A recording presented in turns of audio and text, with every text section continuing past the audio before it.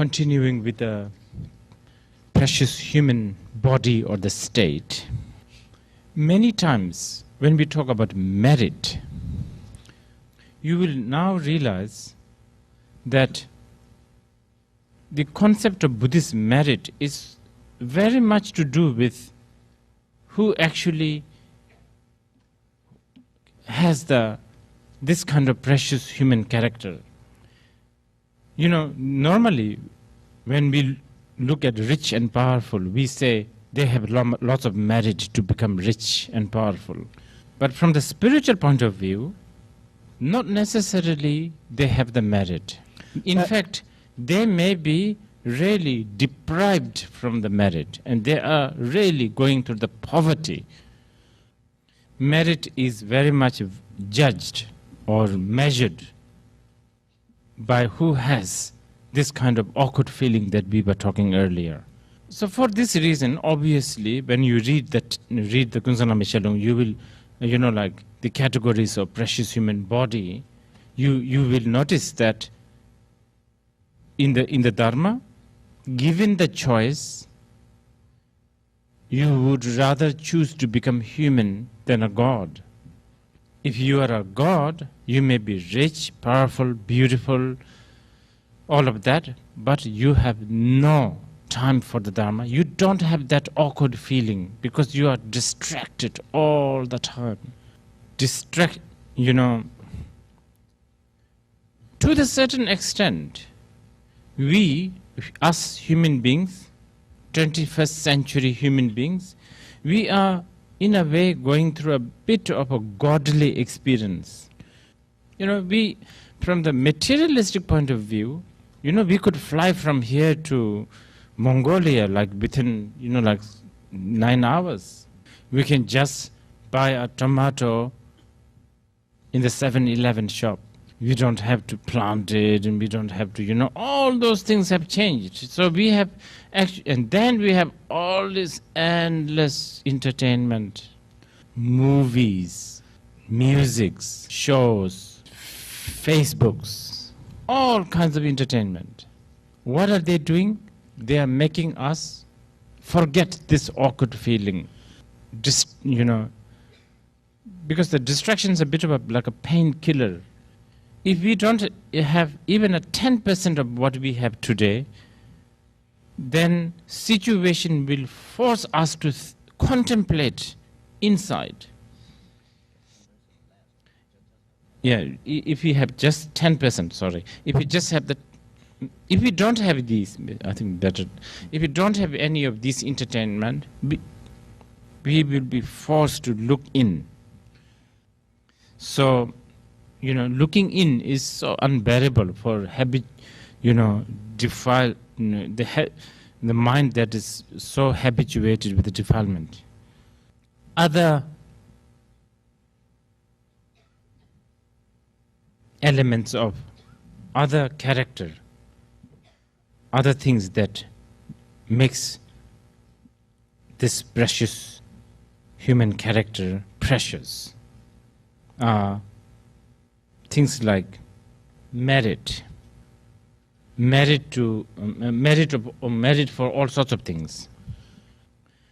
As the story of Mriti Jana, one of the great Indian scholar and saint.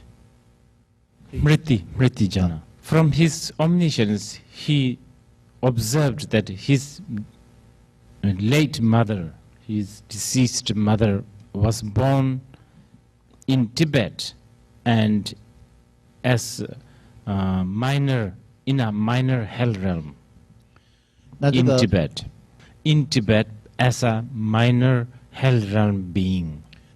So he came to Tibet to, I guess, liberate his mother. On the way, the translator died, and Mriti Jana basically got lost and wandered surrounding East Tibet. Ended up becoming even a shepherd, working as a shepherd. This was much earlier than Atisha Dipamkara's, coming to Tibet. Later, when Atisha came and he heard that Mriti Jana actually was in Tibet looking after sheep. Of course, by then, Smriti Jana's passed long ago. Atisha immediately, had tears in his eyes and said, in both east and the west of India, there is no greater scholar and saint than Smriti Jana, and he came to Tibet and you guys didn't even have a merit to receive anything worthwhile from this man. So it's like a vista for a blind person. If you don't have the eyes, then the grand vista or the beautiful view is meaningless. Some of us might have a wish to practice the Dharma, but it ends up becoming more gearing towards like higher rebirth, or more like a higher rebirth, as I was mentioning about Zambala or Gurukula practices, higher rebirth or a more comfortable life. And that also means you are not really adorned with precious human character. Another way of looking at the precious human character is someone who actually understands pain and suffering. Someone who is totally spoiled. Someone who has never really went through any pain. And I'm talking about many lamas and rinpoches, younger generations. With all due respect, even though they're supposedly high lamas, sometimes I even wonder whether we have precious human character that is being taught here. Because they teach maybe like, samsara is full of suffering, because that's how it is written in the text. But what do they know about some suffering? They have never been refused a cup of tea, never been jilted by a girlfriend, never had to go through the pain of rejection, never had to kneel down with a rose flower and a ring and beg.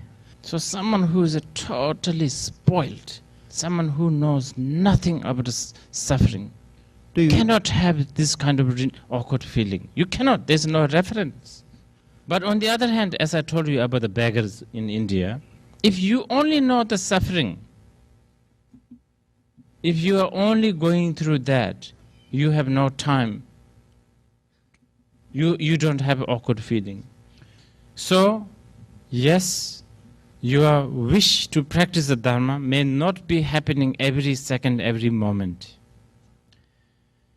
But time to time, you are attacked by this. What am I doing here? I'm this age now. I've been doing whatever I'm supposed to do. It just never comes to an end. And in fact, we have never heard someone who has completed what they have done, what they are supposed to do. Everybody who died on this earth died leaving a big plan behind. So once in a blue moon, once in a while, when you think about these things, that's really precious. You have to cultivate that. You have to really, that's a worthy of a glass of wine. Like how we celebrate our birthday with a candlelight dinner and so on and so forth. This is the birth of the awkward feeling, the birth of the spiritual inclination. Such an important occasion, something to celebrate. Very important attribute for the Dhamma practice. As Patrul Rinpoche said, even small, meager, mundane, worldly, activities, we need to gather lots of cause and conditions. And here we are talking about a grand activity, the activity of achieving the enlightenment for the sake of all sentient beings. For that, this kind of attribute is very important to gather. And one must contemplate whether we have it or not, as I've been repeatedly telling you. If we don't have, if we have, we should rejoice. If we don't have, we should then try to have it when one of the great Dzogchen masters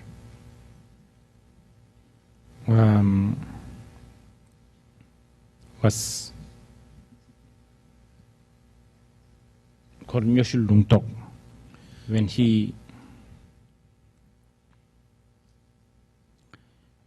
told his guru that he cannot understand the nature of the mind. Basically, he cannot practice the Mahasandhi, Dzogpa Chenpo. That he has heard that Dzogchen is the quick method to the enlightenment. That if you apply it properly, you can achieve the rainbow body within this life. But still, he doesn't know what Mahasandhi is, what is nature of the mind. And then his master said, okay, you no need to worry too much. He said, why don't you follow me? He followed as instructed. It was at night. Both the guru and the student went to a field, and the guru said, let's lie down, facing up to the sky. They both lie down, and then guru said, can you see the stars? And then the student said, yes, I can see the stars. And then, can you hear the dogs barking from the distance? He said, yes, I can hear the dogs barking. And then the master said, that's it. That's it, that is Dzogpa Chenpo. And because of that instruction and that introduction, from then on, Myoshul Lungto, his whole approach and outlook towards the whole phenomena changed. Things that used to be important is no more important. Things that makes him worked up, does not work up him anymore. He felt that, all along he has been tied up by a big rope, and suddenly a sharp knife have cut all this rope, and like complete sort of a feeling of release and relax. Nothing is big deal. At last he knew what it meant by don't worry. At last, for the first time, he knew what it meant by relax. Now, the tension or the fear of getting distracted and sense of victory when you can actually meditate both collapsed. The stress created by what will people think? What will people say? What will my family think? All the face saving and all of that collapsed. At the same time, he became the most adaptable to all kinds of situations. A kid can come to his room and he will play with the kid. After a long, serious conversation with important people, with the politicians or lamas or whatever, after the long conversations, he laughed at every single event of that. Looking at the samsaric activity, he felt the union of sadness and humor. He felt both, mixture of sadness and humor. It's just so funny how people, go to saloon and use shampoo, and it's just so funny why people polish their shoes, and it's just kind of so at the same time it's very sad, because to put so much effort in doing all these things. Now, why are we not going through like this? Even though I've just told you, I repeated, can you see the stars? I should say, can we see the lights? Because maybe we are not feeling awkward enough. And we are not, if we do, we are not cultivating it enough. Yeah. And, by the way, even having this precious human body does not mean that it's going to last forever. There's not even a single proof you can show that between the two breaths, in and out, you will not die. You know, we get a little bit funny feeling when we see the dead body, like we feel kind of, some of us, we are even afraid of dead body. Well, like it or not, we are traveling with one of them all the time. It takes shorter than second that you will become that dead body anytime. For sure, we will become that dead body. But that's not the worst news. Even worse is we don't know when it is going to become. That uncertainty, shampooing in the morning, coffin in the afternoon. Coffin, dead body's coffin. That. And the dead body, you know, the body impermanence is actually not that surprising, even though that seems to be the most shocking for us. You know, people mourn about when, oh, somebody died. Now, actually, even worse than that, our idea dies, our value dies, our friendship dies, our enmity dies. Everything changes all the time. We have seen many times, I have seen, used to be kind of very strange, very dodgy kind of a monk. Suddenly now they are in the rank of, not yet His Holiness, but going there. Dodgy, we don't know. Very person under the question mark. We have seen lots of people who have done so many bad things. Towards the end of their life, they try to become good practitioner. More subtly, our experience of our meditation changes.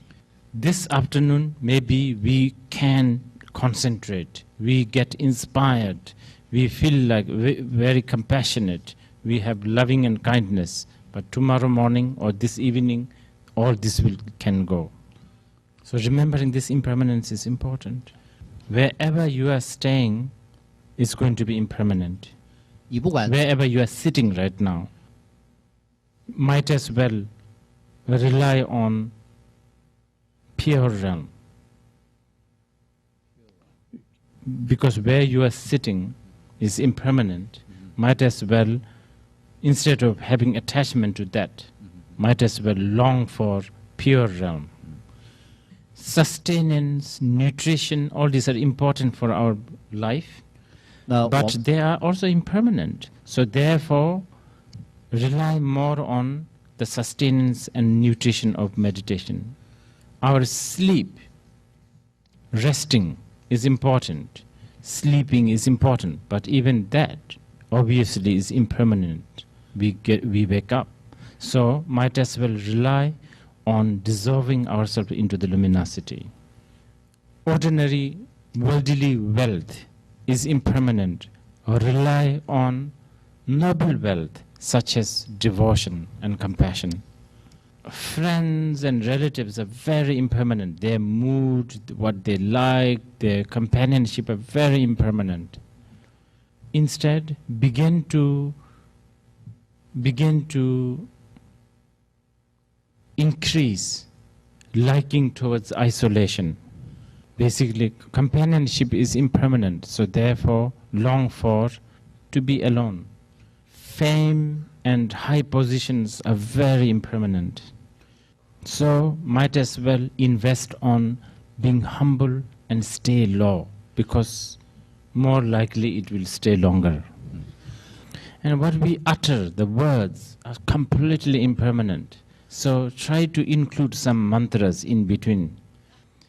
Our devotion and renunciation also is very impermanent.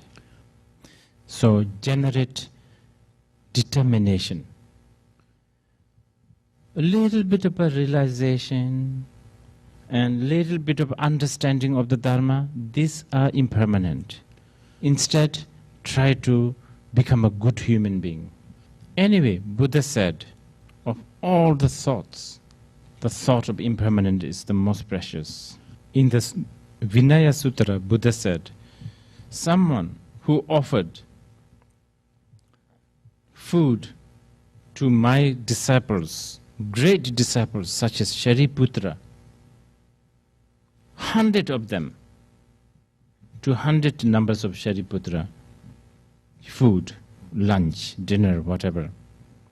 Instead, if you think of impermanence just momentarily, that has more merit. Impermanence will cause you to enter yourself into the Dharma. And once you entered into the Dharma, if you still keep on practicing the bringing the thought of impermanent, the thought of impermanent will not let you relax. It will make you feel urgent. At the end, the thought of impermanence will make you realize emptiness. Also, many other masters said, you must think about impermanence again and again. Because when you think about impermanence and the death again and again, then when you're convinced that you are going to die no matter what, then you will have no difficulty in abandoning the non-virtuous actions and thoughts. So with these thoughts of impermanence, again, listen to more transmissions. One of the reasons why death is so unbearable for us, of course, there's the uncertainty because we have never experienced the death. So we don't know how it feels. No one has sort of reported or emailed us after the death that this is how it is. So there's a big sense of unknown. But actually, more importantly, the reason why we are so afraid of the death or the impermanence is lack of understanding of the futility of samsara, futility of this life.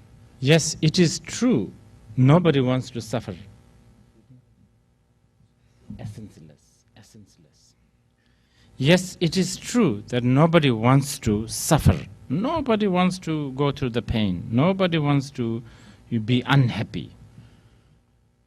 But very few wants to abandon samsara.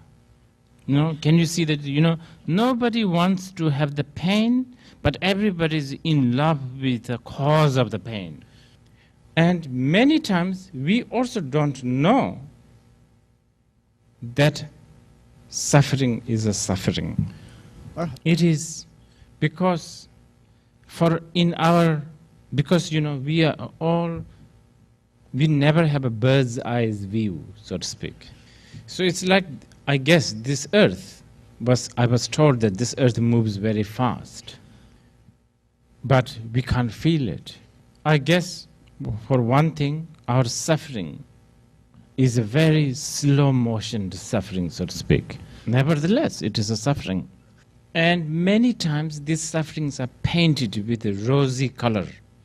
And then we wear many different kinds of spectacles to look at already rosy colored samsara. Many times we wear many different kinds of sunglasses. In fact, if you look at our consumer society, everything we sell, you go into one shop today and look, one after another, they're all designed to paint rosy color, or they're all designed to, put a design of different sunglasses. So trying to have a bird's eye view generally towards the samsara, and particularly the samsaric life, which is for us, is a human life. To have the bird's eye view is very important. For instance, like myself, I have reached the, past my, like if I'm living here 100 years, I have, which is impossible almost, right, to live on this earth. I've passed the middle now. So anything that I do, thinking that I will live another 1,000 years, is a suffering. So It's unnecessary. Now, actually, in my age, it is time to begin to conclude. It's definitely not time to begin new things, even though I always end up doing something new. Some of you must have heard about my plan of translating the words of the Buddha into foreign language. When we had our first conference about it, which we had with like many scholars and lamas and university professors, like about 100 over, and ambitiously we draw the strategy, and our plan is within 100 years we will finish translating the words of the Buddha. Even we are very successful. I've already thought, okay, so that means I will finish, I might be able to read already translated volumes, maybe about, if I'm lucky, maybe about 40 volumes, complete version. Still about 60 left. During the lunch breaks, I was telling this to the other lamas,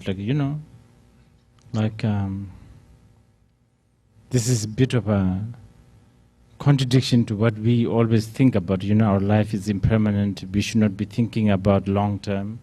Some of the older lamas give me the scoldings of the century, saying that, for the Dharma, one should have, like a grand, vision. I guess, they're right. But because, Buddha Dharma is growing everywhere, and looking at the present situation of the Buddha Dharma, it sometimes worries me, because presently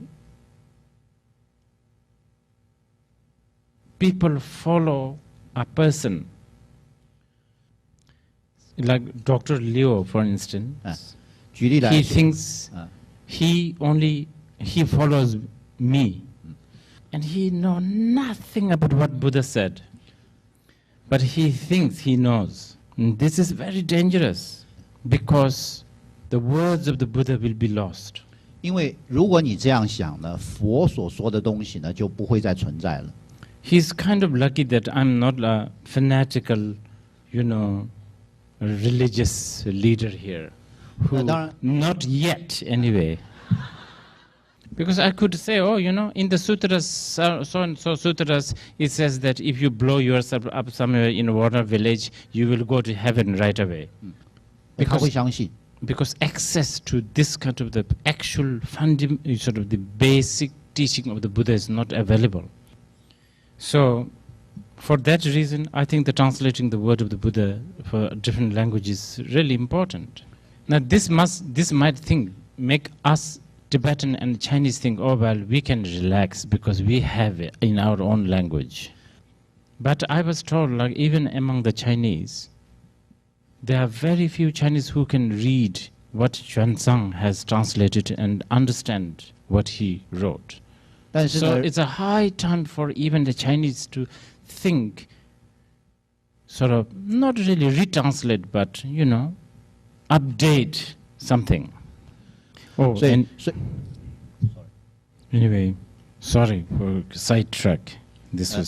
Anyway, looking at our life, human life, full of suffering and dissatisfaction and uncertainty, saving wealth for supposedly our beloved children. This is just one of the examples. And these beloved children not appreciating all the hard work that we have gone through. In the text, the detailed teachings on the suffering of different realms. Different realms does not necessarily has to be understood as somewhere truly existing, externally existing realm. It can happen within our life in the course of a day. For instance, even the suffering of God's realm, especially when they are near death. For instance, like the first sign of the death for the gods is like they will not feel like sitting in the same spot. I think this happens to us. And then things gets worn out or not fashionable right away. Like you buy a very expensive shirt, and when in the shops, right? And when you reach home, when you look at it, you don't even bother to take the price tag off. You never wear. You have lost your interest. These things happens to us, and the hungry ghost realm. It happens to us very much. Many different places, we have so much waste of food. I'm sure Taipei City alone must be wasting just like tons and tons of food. And I'm sure there are people who are just struggling just to feed themselves. So we live in a hungry ghost realm everywhere. And hungry ghost attitude we have. Especially like things like, to become slim, you don't eat. That's a hungry ghost attitude, a little bit. Sacrifice all those nice sauce. Sacrifice all this nice sauce just for the idea of slim. And of course, bulimia, right? Some of us, even though we are as skinny as a stick, we still think we are, fat, so we don't eat. Then also, things like post-shopping or post-dinner regret or depression. After going to shopping, then whole night brooding about how we shouldn't have bought it. Things like that. In gross and subtle level, all six realms attitude is with us. All, 6 realms suffering. So we need to contemplate on the suffering of samsara again and again. If we do that, then lesser attachment will help us not to be afraid of death also. Okay, I know we are all very, very hungry, but I will read 10 minutes more and then we will... I'm sorry for this very strange timetable, which was designed particularly by me. After lunch, I never like to give teachings. I'm sure you also don't want to listen to the teachings, generally. But we might have to do it towards the, maybe day after tomorrow or something like that. We might have to do it, after a break, after the lunch also. Okay, one more segment.